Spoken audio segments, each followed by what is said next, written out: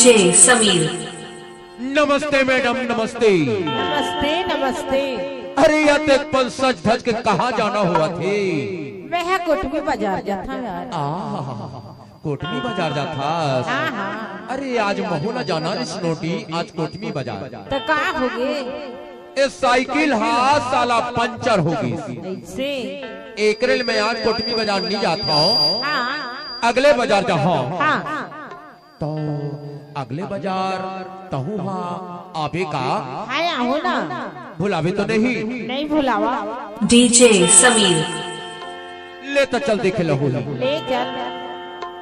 हते हाया जाबी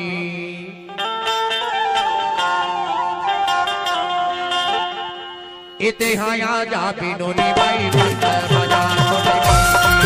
हाया जाबी नोनी बाई बंदर बाजार को देगी। मैं आया जाऊँ तुरा दाऊ मंगल बाजार को देगी। मैं आया जाऊँ तुरा दाऊ मंगल बाजार को देगी। हाया जाबी नोनी बाई बंदर बाजार को देगी। हाया जाबी नोनी बाई बंदर बाजार को देगी। मैं आया जाऊँ तुरा दाऊ मंगल बाजार को देगी। मैं आया जाऊँ तुरा दाऊ मंगल बाजार को देगी। ये मंगल बाजार को देगी। ये मंगल बाजार को देगी। हाया जाबी हाया जाबी अते मोला छन भुलावे। नहीं भुलावा। इते हाया जाबी नोनी बाई बंदर बाजार को देगी। हाया जाबी नोनी बाई बंदर बाजार को देगी। मैं आया जाऊँ तुरा दाऊ मंगल बाजार को देगी। मैं आया जाऊँ तुरा दाऊ मंगल बाजार को देगी।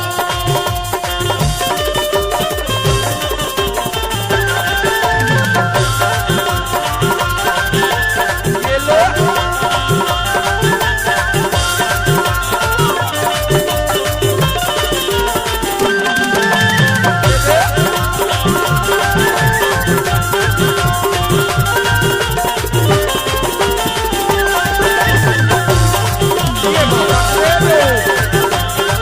ये तो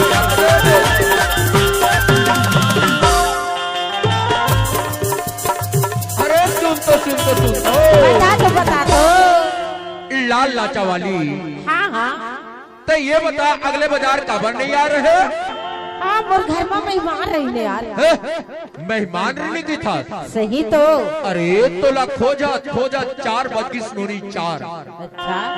मैं हाँ सोचो यहाँ नहीं आए हो कह के हाँ तो कल घर भर साग सब्जी ले लो कह के मैं हाँ सब्जी मंडी थी गए उन्होंने।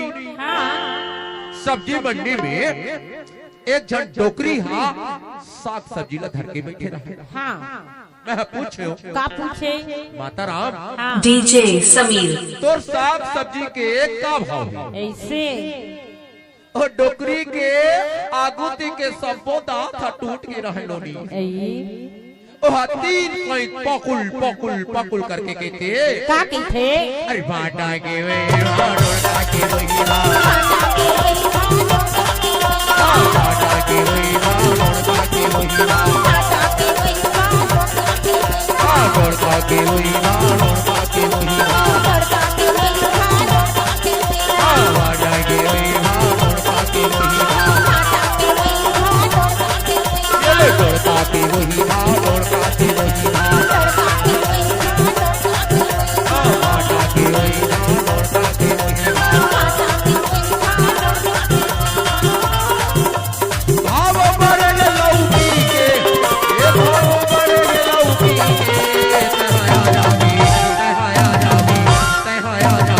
डीजे समीर। अतहाया तो जाबीना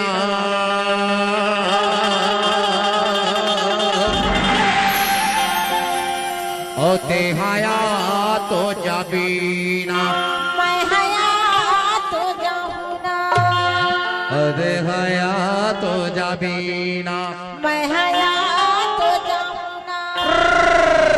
इते हाया जाबी नोनी बाई बंदर बाजार को देगी। हाया जाबी नोनी बाई बंदर बाजार को देगी। मैं हया जाऊँ तुरा दाऊ मंगल बाजार को देगी।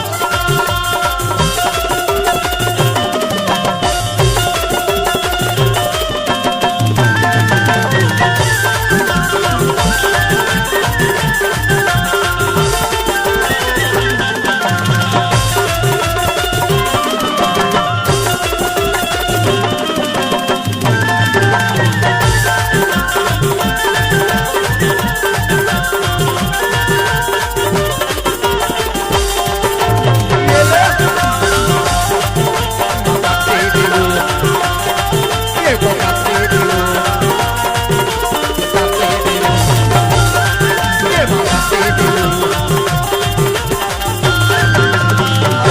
सुन तो बता तो साग सब्जी ला लेके मैं हाँ और सोचे मोला उमनिया जाना है उमनिया ऐसे थोकन खा पी के मस्त हो जाओ। अच्छा एक ठन मुर्गा ले ले मुर्गा हाँ मैं मुर्गा दुकान की गेव नोनी हाँ एक जन टोकरा हाँ मुर्गा ला धरे बैठे रहा है हाँ मैं पूछे का पूछे बाबा हाँ ये तोर मुर्गा के का भाव हैगा। डीजे समीर और डोकरा हाथ खीसा ले तंबाकू के डब्बा ला निकाल के गदेली में मल के टप ले खा के थे का कहते अरे मोरी ये मुर्गा के वही मुर्गी के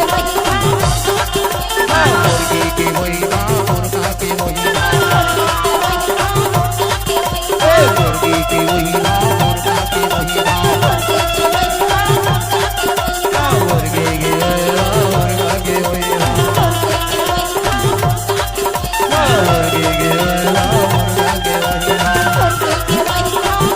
मुर्गी की वही मुर्गा की वही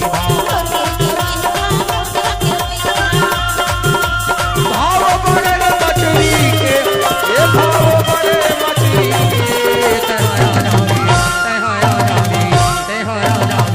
तहाया जाबी तहाया तो जाबी मैं हया तो जाऊंगा तहाया तो जाबी मैं हया तो जाऊंगा अरे आया तो जाबीना मैं हया तो जाऊंगा अते हाया तो जाबीना